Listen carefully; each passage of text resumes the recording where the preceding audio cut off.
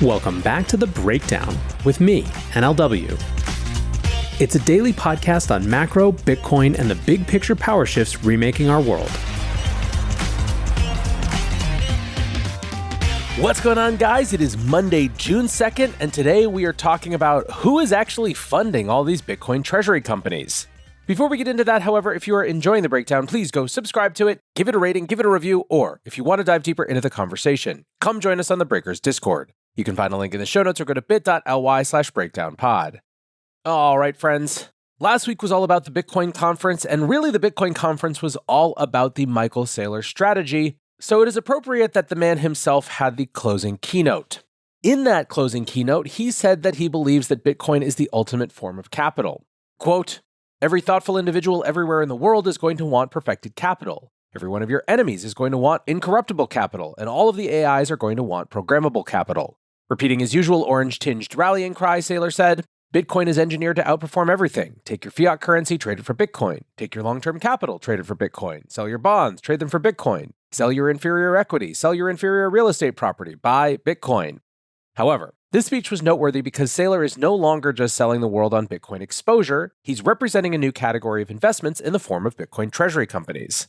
Now, if you listen to the Friday show, Scott Melker mentioned that one of his big takeaways from the conference was that Bitcoin Treasury companies are sprouting up everywhere. He said that he was pitched something like 25 deals as soon as he hit the conference floor. Saylor was selling this category hard, adding a new section to his well-worn pitch.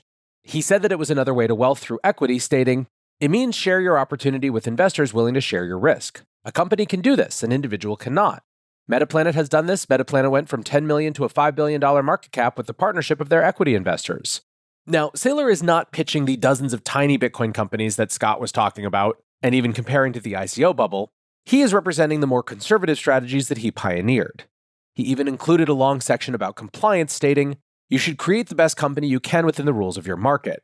A slide which got a lot of queasy responses on Twitter, let's say, from more hardcore Bitcoiners. Saylor continued, "While compliance sounds like a difficult world, if you create a company and you understand the rules of the road and the market you function in, you can create a special, very productive enterprise. And then you can use the power of that enterprise in order to raise capital, invest in Bitcoin, and create wealth." Now, of course, if we are in the midst of seeing a rush of fly-by-night operations hitting the public markets, compliance might not be at the top of their priorities list. But Saylor and several of the more prominent Bitcoin Treasury companies are clearly trying to build lasting investment vehicles. By the end of the year, we could have a bifurcated market where the top Bitcoin companies are modeling themselves after a Warren Buffett, while the bottom rank feels closer to the worst examples of crypto grift from prior cycles.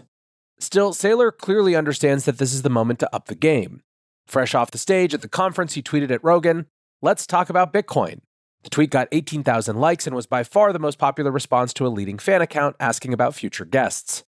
Now, of course, the other big piece of news for Bitcoin Treasury companies was that the Trump Media Group had closed their gigantic funding round to buy Bitcoin. The Truth Social parent company raised around $2.5 billion from a combination equity and convertible debt sale. This fundraising was only announced last Tuesday and is the company's first step in pursuing the Michael Saylor playbook. The success of the deal suggests there's a significant amount of capital still looking to get into these kinds of deals, especially if they have a marquee name that's already publicly traded. The company netted $2.3 billion from the fundraise to put into the Bitcoin market. CEO and Chairman Devin Nunes said, "Trump Media is focused on acquiring great assets, and this deal will give us the financial freedom to implement the rest of our strategies. It means the company will have more than $3 billion in liquid assets, and our shareholders will have exposure to Bitcoin. The deal positions Trump Media for the kind of rapid expansion we've always envisioned, and we look forward to advancing even further through the America First economy." Reinforcing just how big the deal was, the company said in a press release that this was, quote, "one of the largest Bitcoin Treasury deals for any public company," and would position Trump Media to become, quote, "one of the top Bitcoin holders among publicly traded US firms with one of the most comprehensive Bitcoin Treasury strategies." Now, with the Bitcoin Treasury strategy catching fire, it is reasonable to question where the funding is coming from and how sustainable the trend really is. It's pretty clear at this point that market participants are willing to fund Saylor and the handful of larger plays that have made big headlines this year. The typical terms of MicroStrategy's convertible debt is a 35% premium to the current stock price. This makes the trade extremely attractive to bond traders without needing to tap Bitcoin native capital. The 50th MicroStrategy clone, of course, doesn't have that kind of scale or access to capital, so they seem to be tapping the crypto VCs to fund their strategies. The play seems to be reasonably short-term, with most of the upside achieved as the strategy gets set up and rolling. A key example is Metaplanet, which started at 0 in December and has now accumulated around $800 million in Bitcoin. They added 95% in Bitcoin terms during Q1 and another 48% in Q2. Overnight on Sunday, they added another 14% in a single trade with a $115 million purchase, demonstrating just how much capital is still flowing. The rapid pace of growth has led the company to add more than a 4 times multiple of their Bitcoin holdings, a metric known as MNAV. Ravi Kaza, partner and CIO at Arrington Capital, said, "The Treasury strategies are inherently reflexive. The higher their MNAV valuation sustains at levels far greater than 1, the more acceleration or Bitcoin yield, as strategy calls it, they generate when they raise capital to buy the specific Treasury asset." Essentially, Kaza is pointing out that Metaplanet can currently sell stock and buy 4 times as much Bitcoin with the proceeds. That means the existing holders aren't diluted in Bitcoin terms. Rob Haddock, general partner at Dragonfly, said, "For now, investors and issuers alike believe that these companies are relatively risk-free investments. Until that stops, they will continue to pop up and get funded. It's extremely similar to the Grayscale Bitcoin Trust trades that we saw a few years ago, which eventually blew up some funds, except in a much more liquid manner and with more retail exposure." End quote. Until the ETFs were approved, GBTC was one of the only ways to get exposure to Bitcoin in stock trading and retirement accounts. This caused GBTC to trade at a huge premium to Bitcoin, above 35% in December of 2020. Then in 2021, the premium flipped to a deep discount, and the trading firms became much more interested. They could sell Bitcoin and buy GBTC for a 10% discount, knowing that the discount would close once the ETF conversion was approved. This trade could also be levered up, with many lenders accepting GBTC's shares as collateral. That setup has echoes to the Bitcoin Treasury company play, but it isn't exactly the same. If MNAV goes negative, the companies simply lose access to capital markets for non-dilutive share issuance. They can sustain that condition as long as they can still refinance any debt that comes due. The main similarity is that there's a significant amount of leverage being built. We can see the leverage in the Bitcoin companies themselves, with MicroStrategy currently targeting 1.25x and Metaplanet sitting at around 1.1x. In other words, nothing at all alarming so far. Then again, we don't know how much leverage is building up in the inherently opaque investment firms that are investing in these strategies, especially when it comes to the new companies just joining the fray. And as Haddock points out, the exit ramp goes straight into public markets and retail traders. Today's episode of The Breakdown is brought to you exclusively by Grayscale. Grayscale is almost certainly a name you know. They've been offering exposure to crypto for over a decade now and offer over 20 different crypto investment products ranging from single asset to diversified to thematic exposure to crypto and the broader crypto industry. They have long been innovators at the intersection of TradFi and crypto, and one of the benefits for a lot of us is that Grayscale products are available right through your existing brokerage or IRA. Now, of course, investing involves risk, including possible loss of principal. For more information and important disclosures, visit grayscale.com. Go to grayscale.com to explore their full suite of crypto investment products and invest in your share of the future. While the GBTC trade blowing up was devastating for the crypto industry, it had no meaningful connection to public markets. That doesn't seem like it will be the case for the drivers of this cycle's potential Bitcoin bubble. Bitcoin evangelist Max Keiser is starting to get nervous, tweeting, "The MicroStrategy clones have not been tested in a bear market. Saylor never sold and just kept buying even when his Bitcoin position was underwater. It's foolish to think the new Bitcoin Treasury MicroStrategy clones will have the same discipline." And importantly, to a certain extent, it's not even about discipline. It's going to be about forced selling when the debt comes due and capital markets are slammed shut for refinancing. The reflexivity runs in both directions, with Dragonfly's Haddock commenting, "In the case of convertibles, they will massively dilute shareholders in any case where there has to be forced liquidations." But that's not where we are right now. The trend is hot and the VCs are still piling in. Pantera GP Cosmo Zhang is convinced the MNAV premium will persist as long as these companies can keep growing their Bitcoin treasuries. He said, "With that conviction, I started to look for asymmetric opportunities to capitalize on the digital asset treasury trend to generate outsized return for our limited partners.